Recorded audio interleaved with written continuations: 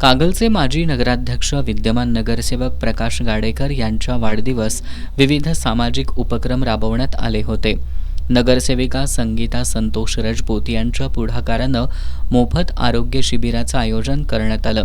शिबिरात नागरिकांची डोळे तपासणी, चष्मे वाटप, मधुमेह आणि मूत्रविकार तपासणी करण्यात आली.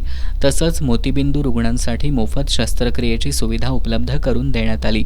प्रभागातील सुमारे 1000 कुटुंबांना तसंच शिवाजीनगर परिसरातील 100 कुटुंबांना केकचं वाटप करण्यात आलं.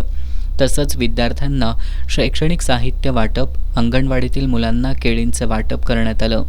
आई-वडिलांचे छत्र नसलेल्या 1ली ते 10वीच्या विद्यार्थ्यांना शैक्षणिक अर्थसहाय्य देण्यात आलं. बालवाडीतील मुलांना पाण्याच्या बाटल्या आणि स्कूल बॅगचं वाटपही करण्यात आलं.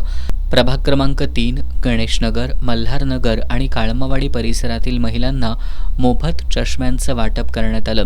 स्वर्गीय गणपतराव गाताडे मतिमंद विद्यालय आणि अलका शेती फार्म इथल्या वायडी माने बालगृहातील विद्यार्थ्यांना स्नेहभोजन देण्यात आलं. यावेळी श्रीनाथ समूहाचे चंद्रकांत गवळी, नगरसेविका सुमन गवळी, नवल बोते, माजी नगराध्यक्ष संगीता गाडेकर, मनोज गाडेकर, प्रवीण सोनुले, राहुल गाडेकर, कुशाल कानडे आदी उपस्थित होते.